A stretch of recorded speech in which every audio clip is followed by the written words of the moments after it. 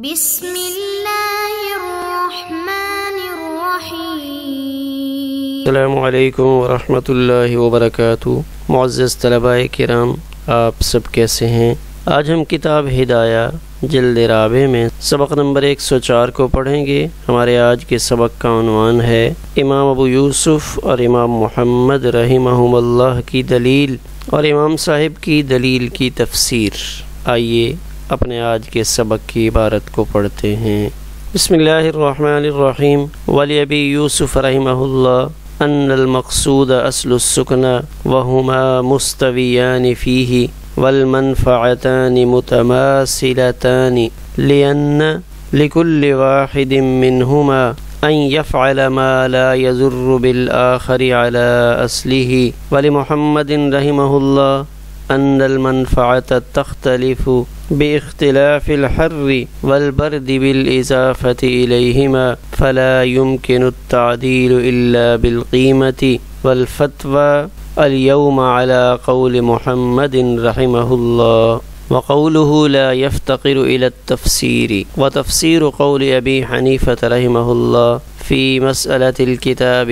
أن يجعل بمقابلة 100 ذراع من العلو المجرد 33 وثلث ذراع من البيت الكامل، لأن العلو مثل نصف السفل ف33 وثلث من السفل و66 وثلثان من العلو المجرد، ومعه 33 وثلث ذراع من العلو، فبلغت 100 ذراع تساوي 100 من العلو المجرد، ويجعل بمقابلة 100 ذراع من السفل المجرد من البيت الكامل 66 وثلثا ذراع، لأن علوه مثل نصف سفله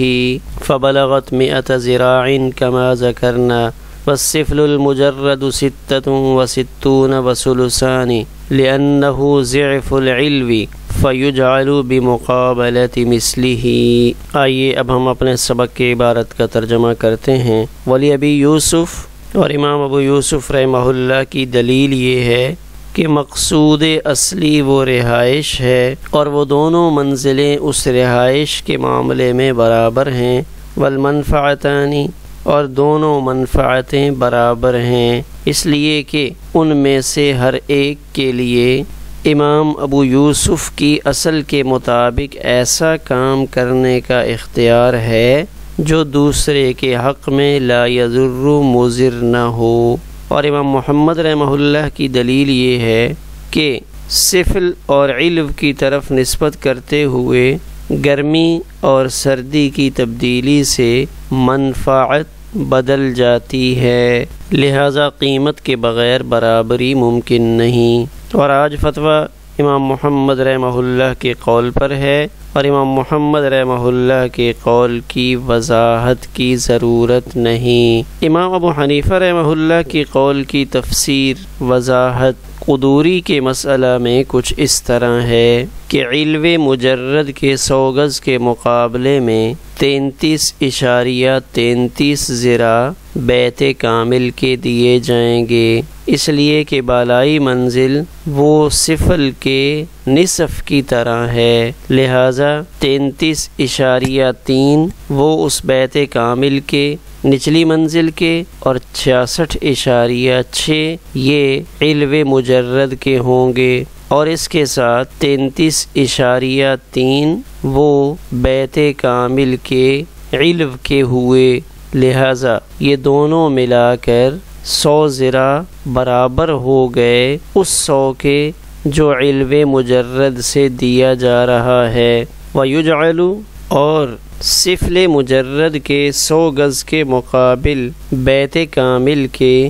66.6 گز دیے جائیں گے، اس لیے کہ بیت کامل کا علو اس کے سفل کے نصف کی مثل ہے، تو یہ 100 گز اس طرح ہو گئے جیسے ابھی ہم نے ذکر کیا، اور سفل مجرد 66.6 گز لأنه ضعف العلو، اس لیے کہ یہ علو کا دگنا ہے، فیجعل بمقابلۃ مثلہ، لہذا اس کو اس کی مثل کے مقابل رکھ دیا جائے گا۔ آئیے اب ہم اپنے سبق کی تشریح کرتے ہیں۔ تشریح سے پہلے یہ بات ذہن میں رکھیں کہ ہمارے آج کے سبق میں امام ابو یوسف رحمہ اللہ کی دلیل کی کچھ تفسیر، امام محمد رحمہ اللہ کی دلیل کا کچھ تذکرہ، کیونکہ اس کی تفسیر صاحب ہدایہ فرما رہے ہیں کہ اس کی ضرورت نہیں، اسی طرح ان میں سے فتویٰ کس کے قول پر ہے، اور آخر میں امام ابو حنیفہ رحمہ اللہ کی دلیل کی تفسیر کو کچھ صورتوں کے ذریعے ظاہر کیا جا رہا ہے جو انتہائی اہم ہیں۔ آئیے پہلے ہم امام ابو یوسف رحمہ اللہ کی دلیل کو دیکھتے ہیں کہ امام ابو یوسف کیا فرماتے ہیں، اس لیے کہ امام ابو یوسف رحمہ اللہ نے یہ رائے اختیار فرمائی تھی کہ سفل مجرد ہو یا علو مجرد ہو، سفل اور علو میں گز برابر ہیں، نچلا گز اوپر والے گز کے مساوی ہے، جبکہ امام ابو حنیفہ رحمہ اللہ نے فرق کیا تھا کہ نیچے والی زمین زیادہ قیمتی ہے، اس لیے نیچے والی کا 1 گز علو کے 2 گز کے برابر ہوگا۔ امام ابو یوسف رحمہ اللہ فرماتے ہیں کہ ان المقصود اصل السکنہ، کہ گھروں میں اصل مقصد رہائش اختیار کرنا ہوتا ہے، وہما، رہائش اختیار کرنے کے پہلو سے دیکھا جائے تو اس میں علو اور سفل ہما متساویانی، دونوں برابر ہیں، فیہ السکنہ، کہ یہ دونوں منزلیں چاہے علو ہو چاہے سفل ہو، آپ نے سونا ہی ہے تو اب سو جائیں گے، چاہے نچلی منزل میں سوئیں چاہے بالائی منزل میں سوئیں۔ تو جو سکنا کا مقصود ہے وہ سکنا کا مقصود دونوں منزلوں میں برابر حیثیت سے نظر آتا ہے اور برابری کے ساتھ حاصل ہو جاتا ہے، لہذا امام ابو یوسف رحمہ اللہ کی تحقیق کے مطابق دونوں گھروں کی منفعتیں متماثل ہیں، بالا خانے کی منفعت ہو یا تحتانی منزل کی منفعت ہو، دونوں کی منفعتوں میں کچھ خاص فرق دکھلائی نہیں دیتا۔ اور ایک اور چیز جس کی طرف امام ابو یوسف رحمہ اللہ توجہ دلا رہے ہیں وہ یہ کہ لأن لكل واحد منہما، کہ ان دونوں کو اس بات کا پابند کیا گیا ہے، چاہے سفل والا ہو چاہے علو والا ہو، کہ وہ کوئی ایسا کام نہیں کرے گا جس سے دوسرے کو نقصان پہنچے، یعنی نیچے والا کوئی کھڑ کرنا چاہے، کوئی تعمیر کرنا چاہے تو وہ اوپر والے سے پوچھے گا، اوپر والا اس میں کوئی اضافہ کرنا چاہے تو وہ نیچے والے سے پوچھے گا۔ امام ابو یوسف رحمہ اللہ کی اصل ان کے ضابطے کے مطابق ان دونوں کو ایک دوسرے کا پابند بنا دیا گیا ہے کہ ان میں سے چونکہ ہر ایک کی رہائش دوسرے سے وابستہ ہے، اس لیے ایک دوسرے کی مرضی کے بغیر، دوسرے کی اجازت کے بغیر کوئی ایسا کام نہیں کر سکتا جس کی وجہ سے نچلی منزل والے کو یا نچلے والے کی وجہ سے اوپر والی منزل میں رہائش پذیر شخص کو کوئی نقصان پہنچے۔ تو جب نقصان سے بھی آزاد کر دیا، منفعت بھی برابر ہے، تو پھر فرق تو کوئی نہ ہوا، لہذا کسی کو اوپر دے دیں یا نیچے دے دیں، امام ابو یوسف رحمہ اللہ کے نزدیک اس سے کوئی فرق نہیں پڑتا۔ آپ کی رائے گرامی کے مطابق اوپر اور نیچے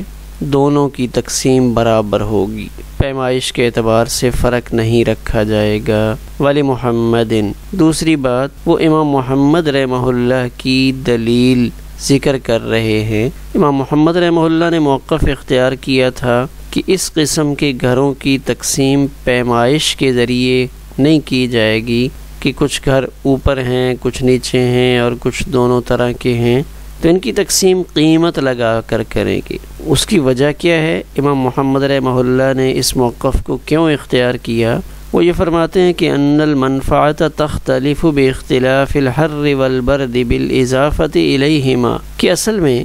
گرمی اور سردی کے زمانے کو دیکھا جائے اور پھر دوسری طرف اوپر اور نیچے کی رہائشوں کو دیکھا جائے، فوقانی اور تحتانی منزل میں رہائش کی کیفیت کو دیکھا جائے، تو اب ایسا ہوتا ہے کہ گرمی کے زمانے میں جو نیچے والی منزل ہے وہ ٹھنڈی ہوتی ہے، جو بالائی منزل ہے وہ گرم ہوتی ہے، اس کے برعکس سردی کے زمانے میں نیچے والی منزل گرم ہوا کرتی ہے اور بالائی منزل ٹھنڈی ہوتی ہے، تو اس لیے